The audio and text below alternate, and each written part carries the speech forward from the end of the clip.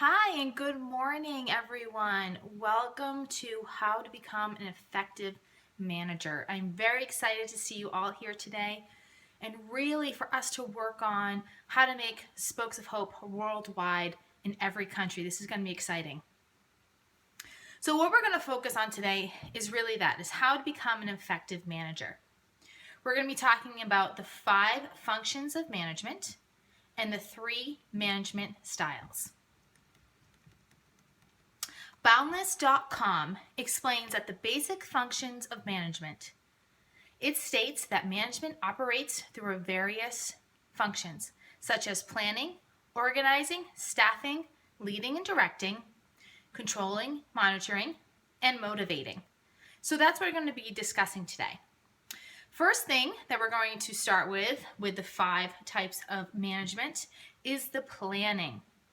What are the goals for the future? So for today, we're going to say that our goal is to have Spokes of Hope worldwide in more countries than we are now. And that would be very exciting for Spokes of Hope. So that's what we're going to plan on today. The second part of being a good management and the functions of management is organizing. So using your resources to successfully achieve your plans and goals. So a very important thing about functions of management is that you do have to be organized. You need to make sure you know exactly what you're planning for. Without those plans, without being organized, you're not going to reach those goals. So it's very important. Number 3 is staffing. Hiring skilled people that are suitable for the job. We need to make sure that the staffing that we hire is the type of staffing that we need for those goals. So are they motivated to get the word out in more countries? Whatever the goal is for that particular project, we want to make sure that the staffing is exactly on point so we can reach those goals. Leading. This is big for management. This is what we're looking at you to do, is really be our leaders here. So figuring out what needs to be accomplished and delegating those tasks. And then finally, we have controlling. That is monitoring and making adjustments when needed to achieve the goal. That's a very important part of controlling, is that we need to control our outcome by managing what's going on. So again, these are the 5 important things of how to become, or the 5 functions of management. Again, I'll say that again: planning, organizing, staffing, leading, and controlling. We're going to go into those a bit more though, starting off with number 1, which is our planning. All right, so generating a plan of action. So our plan of action today is going to be increase the number of countries that Spokes of Hope worldwide is in. All right, so what are we going to plan for? What are we going to do today? What are we going to do tomorrow? And in the future to make this goal happen? Number 2 is organizing. So determine the layout of our needs. How will we assign our tasks? What resources will we need to complete the goals of getting Spokes of Hope into other countries? Who will be responsible for each of those goals? All right, so really let's organize, let's plan, let's determine what our goals are and how we're going to accomplish that. Well, one big thing to accomplish that is our third topic, is staffing. All right, so how many people we need to hire for our goal? What qualifications are we looking for in our new staff? How can we best recruit the people we need to make Spokes of Hope worldwide in more countries, right? That's our goal. So how can we recruit the best type of staff to get us there? And what kind of training can we offer? We want to make sure that all of our staff is getting the appropriate and timely training, so we can make sure that all of our staff is on the same level, that they all understand what our goals are, and that is consistent. How often should we train to make sure our staff is aware of all the changes? So that's one thing we need to make sure, that with the increasing of staff or a change of our staff, we want to make sure that everyone has the appropriate amount of training and similar training. And now we're going to look at leading.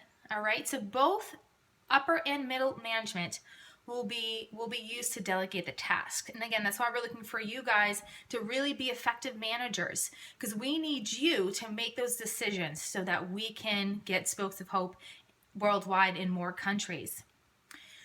Spokes of Hope, we will give management the full authority to make decisions for the company. All right, we're looking at you to do this.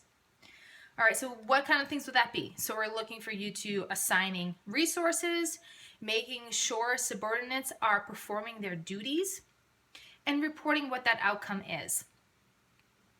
And then finally, we're going to be looking at controlling. All right, the controlling aspect of that is, are we meeting our goals? If we are not meeting them, then we need to assess why and change our plans. All right, that control is a constant process. We always have to look at monitoring our end goal. Getting Spokes of Hope in every country is the key to our success. So constantly looking at, do we need to change things, monitor things? Do we need to adjust the goal? Do we need to adjust staffing? Do we need to plan differently? So those are the 5 basic functions of management. Now we're going to look into your management style. There's 3 primary types of management styles. And everyone's going to have their own way of managing and what they feel is more appropriate for them, their personality, their style, or how their employees interpret their management style. Even our employees have different ways that they perform. So the first thing we're going to be looking at, or let me go back, we're going to be looking at the 3 management styles of directing, delegating, and discussing.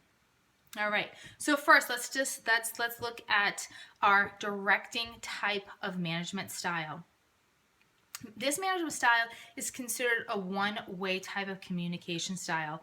The manager is giving the employee the direct instructions of what they want them to do. You know, how, when, and what. So we have a great author that I'm going to be referencing, Lori Fairfield, and she describes this direct management style as being precise. So what she suggests is that you say clearly what you expect, how you expect it to be done, and when it is due. So the very important key points, we're directing them exactly what we want. You know, to increase the motivation, we tell employees why they will benefit from learning the material, clear goals, specific deadlines, and concise directions to increase employee motivation and eliminate confusion. All right, so that's a really direct way. It's a good style of management when you're looking for something specific goal to be reached. You have a specific timeline. You want to make sure it is reached exactly and precisely as instructed. Keep in mind, though, it doesn't allow for much feedback from the employee. So you want to make sure that whatever you're giving them in this direct management style is exactly with no confusion, no worriedness, no sloppiness. You know exactly what you're looking for. So one way that you can do this is you can have the employee run a meeting and say, this is what time I want you to run the meeting. This is when and what topics I want you to cover. And that's a nice way to present the direct styling, allowing a employee to run a meeting. The second type is called a delegating style. And what that type of style is, it really works when the communication between the manager and the employee is given tasks. So again, going back to Lori Fairfield, in her documentation that she discusses, is that communication occurs as the manager assigns tasks for employees to tackle independently or in small groups. Employees listen and ask the follow-up questions until they fully understand what they need to deliver. And that's a great synopsis of the type of management style of delegating. So really, this enables the employee with tasks that they can work on independently or in small groups. Allows them for follow-up questions and the employees to work through their concerns on their own pace. This is great for empowering employees and make them feel recognized. This is a great tool. You give them a project, let them develop it. It's a really good empowerment type of management style. However, depending on the employee, it could make some feel overwhelmed and anxious. So part of your management is going to be knowing your employee and how they work and what is the best option for them. So an example of this, what you could do is you could ask them to provide 3 things that they did well in the meeting and 3 things that they could improve on. Provide them with a date to be done by, to be done their self-assessment of the meeting. Again, so you're giving them that room to empower themselves, to go through their own process, to ask follow-up questions, but you're really also giving them a deadline of when you need it to be done. So it's a nice balance. And then finally is the discussing style. This is great. This is a two-way interaction, and sometimes it could be discussion between the manager, employer, or employees. It's great for employees to define problems, create solutions collectively. So Lori Fairfield, she says about the discussing management style, which is a very important thing that she points out, which is great, is to resist the temptation to immediately answer your own questions or give your own opinions.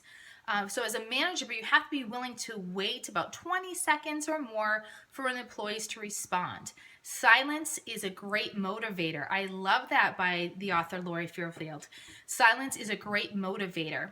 When you're asking a question, you just basically give it time and allow the discussion process to organically take place. However, again, I want to bring up is that there might be a lot more conversation or follow-up needed, which may lead to the project taking a little bit longer. So you just want to keep that in mind. So one thing you can do is just ask employees for follow-up questions. That's a good example of this. As we mentioned, again, ask follow-up questions and wait for some answers. Well, I just want to thank everyone for coming today and learning about being an effective manager. If you have any questions, please come to me after the presentation in a few minutes and we can discuss more topics. Thank you very much.